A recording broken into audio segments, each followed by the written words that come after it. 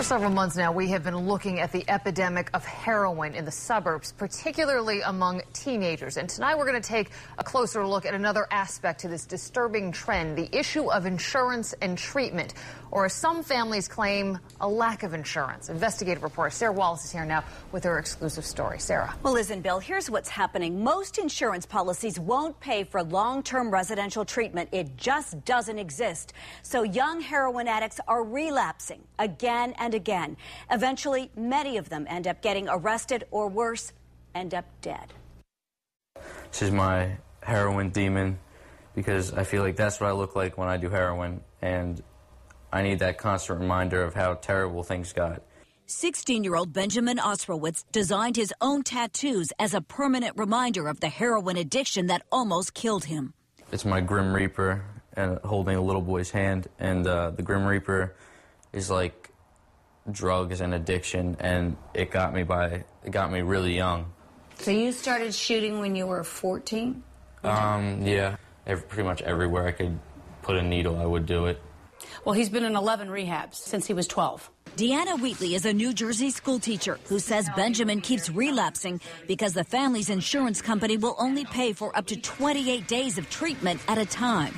He can stay clean maybe 2 weeks, and then it starts up again.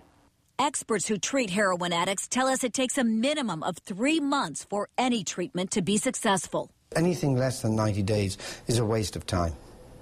Plain and simple. Plain and simple. We're fighting to keep our child alive, and they are telling me over the phone, we're sorry. Last summer, Benjamin and his family finally found what they thought was a breakthrough. He entered Touchstone Hall here in Rockley, New Jersey, a long-term residential program that strictly treats teenage boys. He was going to finally be somewhere for 6 months.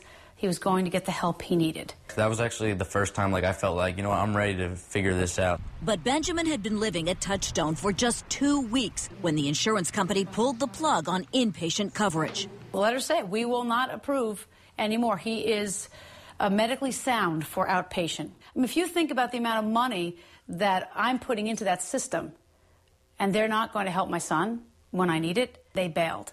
The buzzword is that they no longer meet medical criteria. Do you think they just don't want to pay for this? Clearly.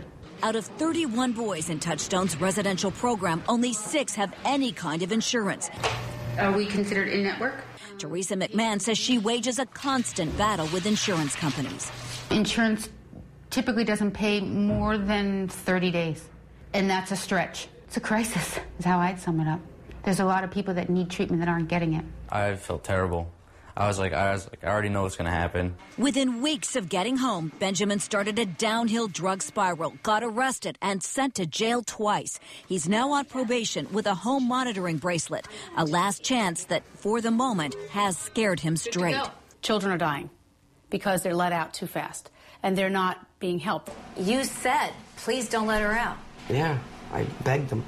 Kathy McCulloch's daughter, Danielle, died of an overdose in 2007, a day after being let out of a residential rehab. She was in over 60 days, but they said that the insurance said that time was up, and I was on the phone for that whole week saying she's not ready, she's not ready.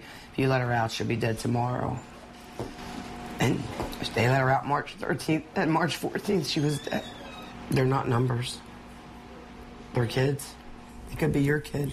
It didn't have to happen.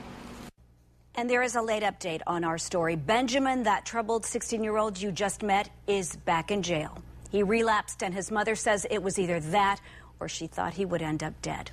Tomorrow here beginning at 5, why long-term treatment is so critical. We're going to revisit a group of young heroin addicts we first profiled on Long Island 3 months ago to see how they're doing. There were 10 in the group then. How many are left?